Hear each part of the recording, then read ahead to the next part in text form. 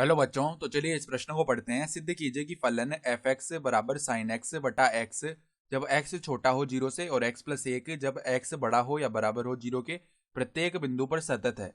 तो यहाँ पे देखो, हमें सिद्ध करके दिखाना है कि जो फलन है एफ एक्स ये प्रत्येक बिंदु पर सतत है। ठीक है, तो प्रश्न में आगे बढ़ने से पहले इस प्रश्न से संबंधित जो मुख्य उदाहरण है उसकी हम चर्चा कर लेते हैं। तो देखो, मुख्य उदाहरण, यदि यदि एफ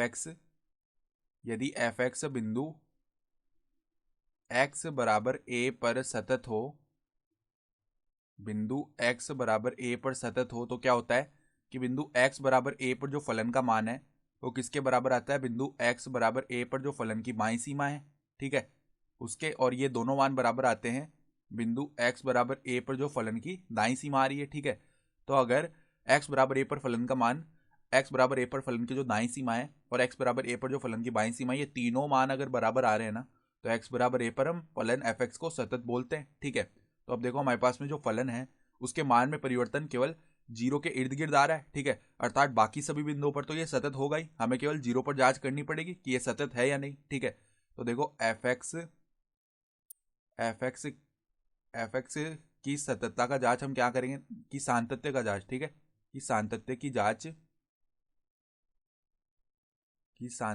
जांच x बराबर जीरो पर करने पर, देखो पहले x बराबर जीरो पर जो फलन का मान आएगा वो क्या आएगा? जीरो प्लस में एक, अर्थात एक आ जाएगा। ठीक है, फिर देखो बाईं सीमा निकालते हैं। बाईं सीमा बराबर में लिमिट x अग्रसित होगा जीरो माइनस, और यहाँ पे एफ एक्स आ जाएगा। तो अब देखो x को हम अग्रसित करवा देते हैं, मतलब प्रतिस्थापित कर देते हैं जीरो माइनस एच से, और h को शून्य की ओर अग्रसित करवा देते हैं। ठीक है, तो यहाँ पे f माइनस एच आ जाएगा। तो अब देखो कौन सा फलन लेना है जब x जीरो से छोटा हो, यानी कि साइन एक्स बट्टा में x, ये वाला फलन लेना है काम में। तो देखो लिमिट h अग्रसित होगा जीरो की ओर, और यहाँ पे क्या आ जाएगा? साइन माइनस एच बट्टा में माइनस का h।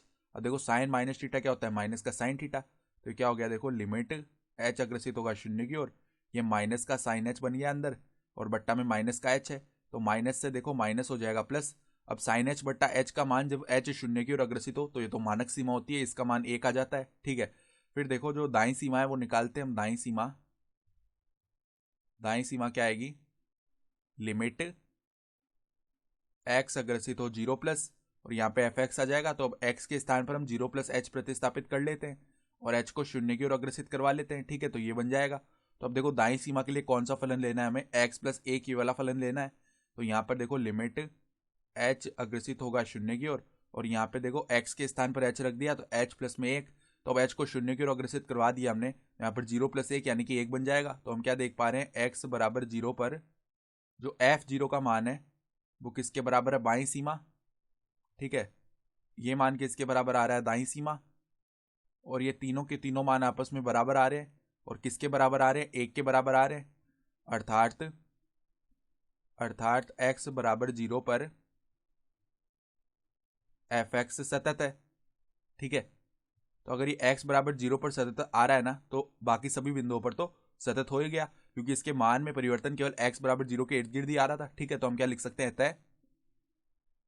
अतः एफ एक्स प्रत्येक बिंदु पर सतत है। ठीक है, प्रत्येक बिंदु पर ये क्या हो गया? सतत हो गया। ठीक है, और यही हमें सिद्ध भी करना था, तो हम क्या लिख सकते हैं? इति सिद्धम, अर्थात दी गई उदाहरणा के आधार पर हमने सिद्ध करके दिखा दिया। तो आशा करता हूं कि आपको यह प्रश्न समझ में आया होगा। धन्यवाद।